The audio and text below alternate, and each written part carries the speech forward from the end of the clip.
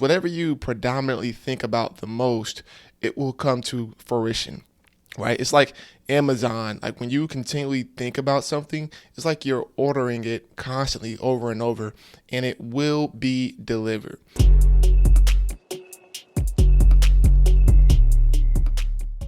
What's going on, everyone? I am Andrew Murray, and this is the Journey Together. So excited to be back with you on another episode. And today we're talking about how to take dominion over your thoughts, right? And I know this season's about to wrap up, but we really wanted to make it a point to talk about your thought process and how to control it. Because if you can control this, guys, if you can control your thoughts, it's going to change everything about your life. Because whatever you predominantly think about the most, it will come to fruition, right? It's like Amazon. Like when you continually think about something, it's like you're ordering it constantly over and over, and it will be delivered, right? And I don't want us to feel like our thoughts are happening to us, like we're at the mercy of our thoughts. It's just not true, right? And so what we have to understand is that you just don't think this way. You just don't think the way you think. You can control it, right? And the truth is, it's never going to stop. Like you're never going to stop thinking. Something is always going to take the spot of the previous thought. So for me, when I first got married, it was all about getting married, like the actual wedding itself. And then it was, okay, well, the apartment. And then it was, okay, I need a house. And then it was, okay, oh, I have a dog. Thoughts are going to continue to grow, or at least keep the same level of capacity, because there's always something new in your life, whether it's something new or something that's going to remain there for a long time.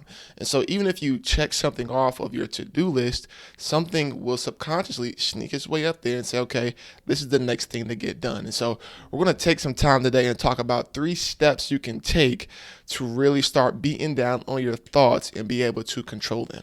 All right, so the first step is going to be to speak it out loud. Now, I'm not saying you have to necessarily scream, but what I am saying is, even if you whisper it, like when you speak out of your mouth, your thought is going to whatever you're speaking, because it's directly going right back into your ear. When I speak something, if I say orange, orange, orange, I'm thinking about that. It's hard for me to think about an apple when I literally say orange out of my mouth.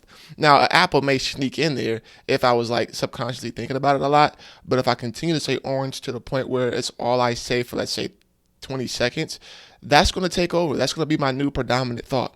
So when something negative appears in your life, or a negative thought continues to creep in, like that fear, you have to counteract that with what the truth is, what you want the truth to be. So if you feel like, man, I just got a lot going on right now, just say out loud, I got it under control.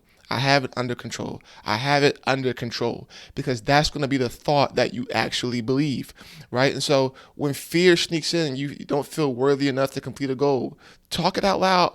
Talk about the truth that you want to happen.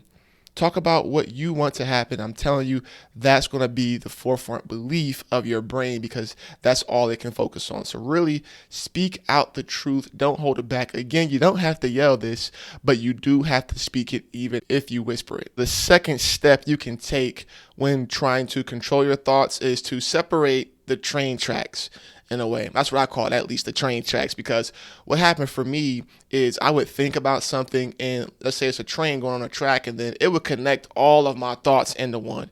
So when I thought about, like I told you guys before, buying a home this year, I thought about buying a home. I thought about my newborn baby coming in April. I thought about what gift I'm going to give Tanya for the baby, like everything. We got Mother's Day coming up, like all these thoughts come across. Am I saving enough? Am I spending too much? Do I have enough saved for the baby? It continuously goes in circles, life itself, I'm getting older.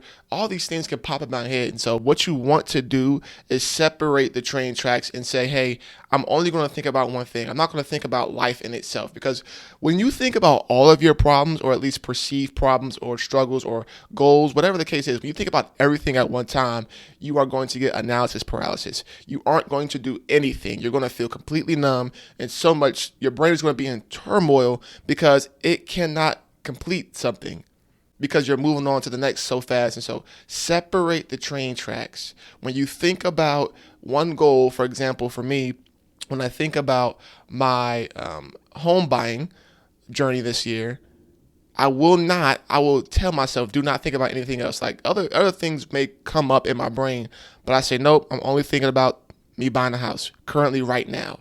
And I talk through that.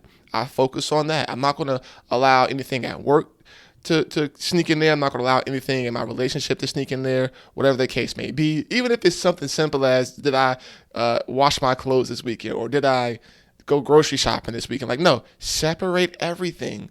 Separate your thoughts. That way you don't go in a complete cycle. Because if you really take time today and just think about one thing, you can see yourself going a tangent about the next thought and the next thought. Just don't do that anymore. When you think about one thing and you want to kind of get a solution so your brain can kind of push it to the back and kind of calm that thought down, focus on one thing at a time. All right, in step number 3, we're going to talk about writing it out. Yes, write your thoughts out, guys. I promise you, this is the best thing I could ever tell you in terms of dominating your thoughts.